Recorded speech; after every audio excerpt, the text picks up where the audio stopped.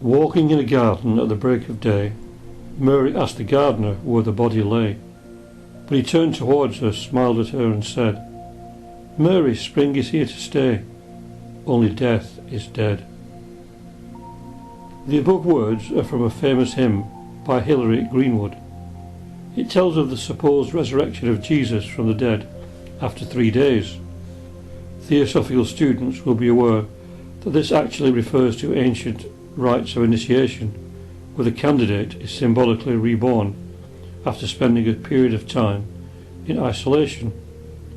However, the final words also have a profound mystical meaning. Sufism tells us that we must die before we die, meaning we must be dead to the things of the world before the actual physical death occurs. We must have lost tanha, or the craving for sensual life. Throughout the universe, there is only the one life. Therefore, death is a man-made concept brought about by the gradual materialization of the mind, so that it is no longer illumined by buddhi, the intuition, but has been snared by kama, K-A-M-A, the lower desires, and is blind to immortality.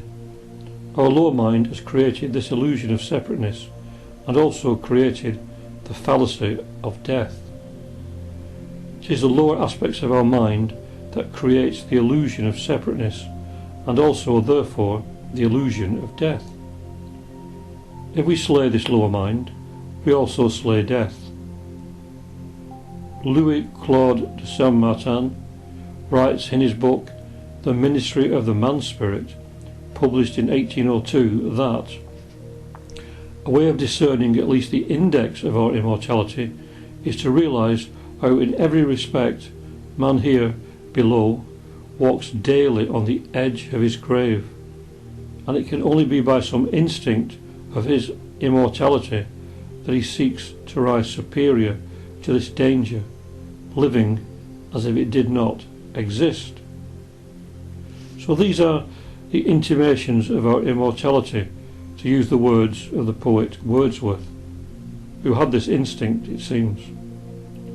So there are two ways of looking at the idea of living as if death does not exist. The first is in the mind of the ordinary man or woman in the street. They live as if death does not exist because they are afraid to face up to it, and build their lives as if they are here to stay in the physical body forever, shutting the idea of death completely out of their minds until some event in their lives, the death of a loved one, the advent of old age or illness, for example, forces them to face up to their mortality. But even these events may cause many to retreat even further into a denial of their own impending demise. In the second instance, there are those who, perhaps still young, have taken an interest in the spiritual life and have therefore become aware that they do indeed walk daily on the edge of their grave. Then begins a conscious effort to live as if death did not exist by becoming intuitively aware of their true nature and thereby living in its light. To go back to Louis Claude de Saint-Martin, in the work above mentioned, he says, "Death is merely the quitting of an appearance, that is to say, of the body, or rather it is relinquishing a nothingness. There is one less illusion between man and truth." Very interesting words, those. So the physical body, because of its many limitations, is a barrier to true perception, and its senses limit us to phenomenal appearances. We have to awaken in us the ability to intuitively become aware of essences beyond the physical. It is only when freed from the confines of our personal self that we can begin to do that. Through our studies and meditations, we must put an end to the theory of death and come to realise that there is only life. Count Cagliostro instructed his pupils that he who has knowledge of death knows the art of dominating it. He who has the knowledge of death knows the art of dominating it. Again, very interesting words, worth meditating upon.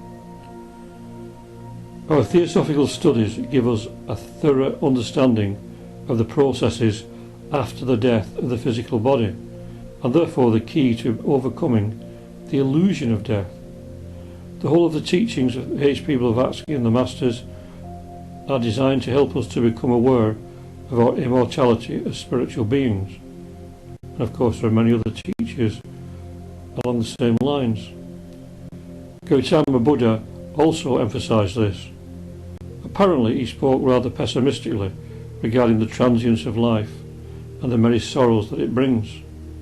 But of course, if you read more deeply into his teachings, he also pointed us to this immortal part of our being, the true man or the true woman, as the Mahayana or Northern Buddhists call it. Our true self lives beyond the dominion of death and in a state of total freedom, and in this state before us lies an infinity of experiences and an ever-increasing awareness of the light that illumines us inwardly and outwardly on all levels, and the love that permeates the whole universe. So finally, in this context, we should also remember the words of the Bhagavad Gita, where it says, "Never the spirit was born, the spirit shall cease to be never. Time, never was time, it was not. End and beginning are dreams. Birthless and deathless and changeless remaineth the spirit forever. Death hath not touched it at all, dead though the house of it seems." Repeat that once more.